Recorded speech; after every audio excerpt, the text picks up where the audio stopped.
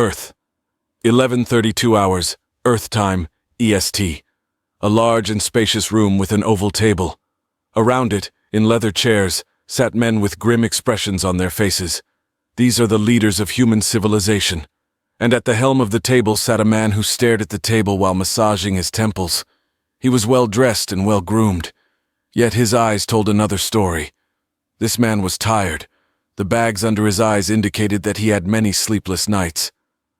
"Secretary General," someone from the other side of the table uttered. "Our partial mobilization efforts have bore fruit.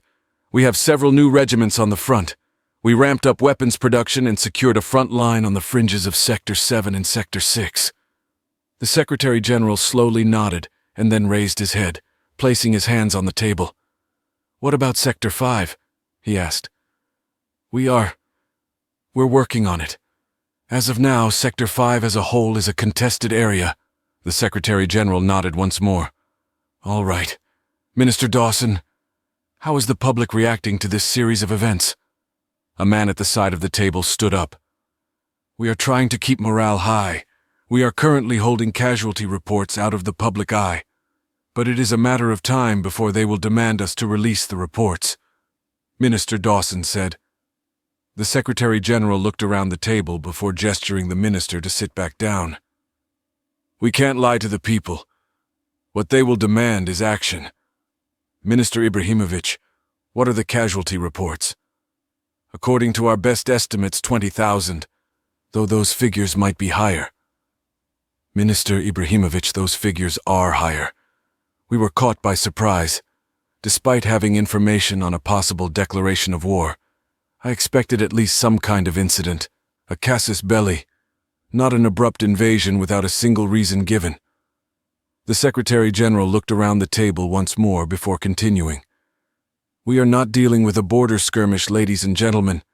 We are in a state of war, and the very existence of the Terran Federation and all of its constituent territories is at risk. We have the support of the intergalactic community, yes, but it is up to us to hold and resist until the Galactic House votes on how to react, and that might take a month, maybe more." Silence befell the room as the reality of the situation slowly started to be apparent to everyone present. "Sir, what is it you want us to do?" one voice asked somewhere from the table. A slight tremble with a hint of uncertainty. "Total mobilization of all of our military assets from every corner of the Terran Federation. Secure all the trade lanes and supply routes. Put all intelligence operatives within and outside our territory on high alert. And utilize every resource available to gauge the military organization and capability of the Frindians," the Secretary General said. Murmurs and whispers erupted in the room. This was unprecedented. Meanwhile, the Secretary General slid his hand through his graying hair and cleared his throat. "I am announcing an emergency broadcast. Connect me to all available stations." Within moments, all voices and mutters fell silent. A large holographic screen appeared before the Secretary General. He was silent for a few seconds as he stared at a mirror image of himself. This was not the way he wanted to present himself to the public, but he had no other choice. "This is Christopher Allen, Secretary General of the Terran Federation, broadcasting from Earth. As you are well aware, there had been a string of incidents on the border with the Frindian Empire. Those incidents were not mistakes, they were not accidents. They were a deliberate act of aggression against the Terran Federation from the Frindian Empire. These acts are unlawful, they are illegal. All attempts at diplomacy have failed, and from this moment on officially, we are in a state of war with the Frindian Empire." There was a slight pause. The Secretary General closed his eyes for a moment, before opening them up again. "From this moment on, we are instituting total mobilization of all military assets. We are going to do everything in our power to defend our freedom against tyranny. Defeat is not an option. Do not fret, do not worry, for mankind has gone through worse.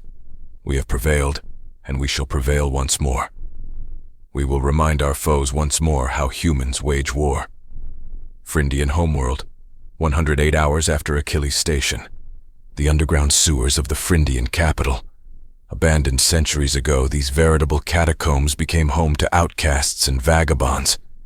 In these tunnels, since the ascension of the new emperor, A new type of inhabitant called this place home.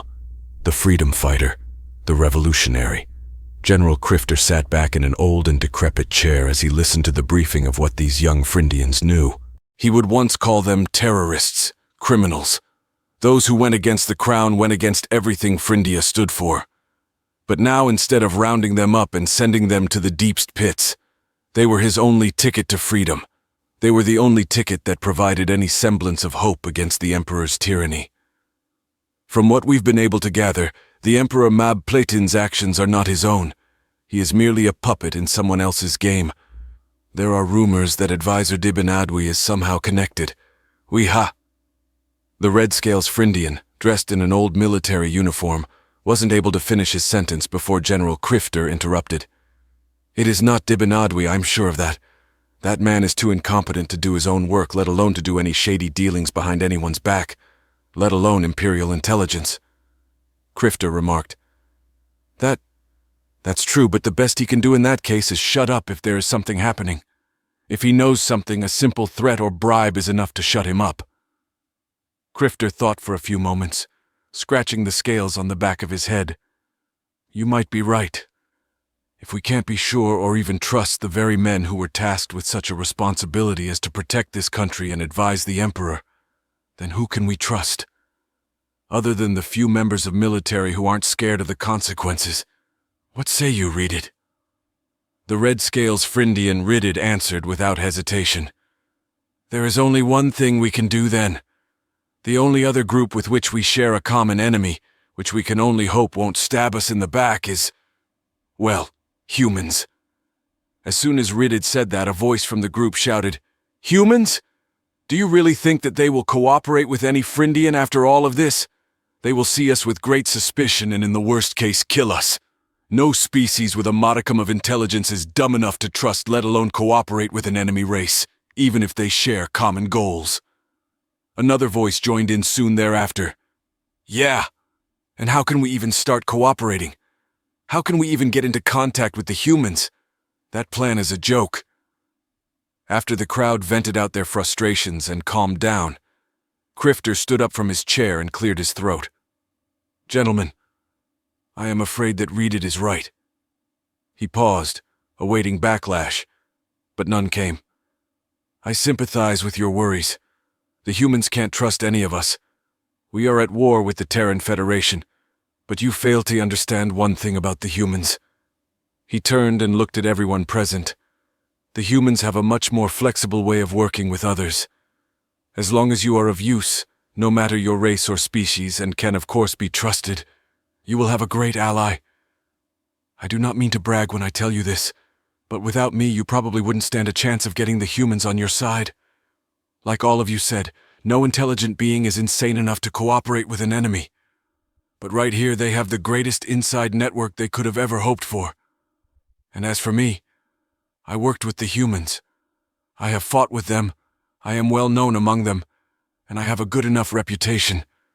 So the chances that they will accept us is much higher. There was murmuring in the crowd, whispers. The group was split on what to do. Someone from the group then spoke up. That is all well and good, General. But where in the nine hells are we going to find a human here? Or even get into contact with a human? All incoming and outgoing transmissions are monitored. Crifter smiled and let out a small chuckle before replying, Well, young one, that is very simple. We will not come to them. They will come to us. And it is worth mentioning that there are humans here. They are near, especially now. It is only a matter of time. Earth, Veterans Memorial, Hamburg, 1524 hours CET. And to the brave men who stood their ground till the bitter end, Sergeant Trevor Macaulay, Officer Soda Hayashi, and the last man standing, Private Lawrence Schmidt. These are the names that will forever be remembered for their bravery. These were the words spoken by the chief of the military a few days after Achilles' Station. Within the crowd that listened on that sunny Hamburg day was a man dressed formally, yet comfortably, slowly smoking a cigarette as he listened to the speech. It's weird, isn't it? Someone beside the man said. To see history unfold right before your very eyes. The man took one last drag of the cigarette and extinguished it on the floor before retrieving a small box and putting the cigarette butt inside. Indeed it is. Not the first time for me, though. You kind of get used to it after a while. The man dressed in black said, "You military? Special forces?" The man beside him asked. The man dressed in black looked at him. "Something like that," he said before turning around and leaving, weaving through the crowd and going back on the main street. He walked down the street. It was well decorated with trees lining each side. A nice stroll in the shade sat well after a depressing speech. He sat on a bench, looking out to the park across the street where children played, while their parents chatted. He smiled. He got a pack of cigarettes out and put one in his mouth, but before he could light it up, he heard a ring in his ear. "Ah, Jesus, what now?" he said with exasperation. He pressed something behind his ear and a holographic screen appeared before him. It was not visible to anyone but himself. "Yeah, Chief. I'm on vacation, you know that? Agent Walter Meyer, your vacation is over. You heard the orders of the Secretary General." The hidden face and deep voice from the other side said, "All agents on high alert, yes, that is clear," Walter replied. "Any updates on my mission?" "No, your mission is cancelled. You have been given a very special mission, Agent Meyer. We believe you are the only one available who is up to the task." "And what kind of task would that be?" Walter asked.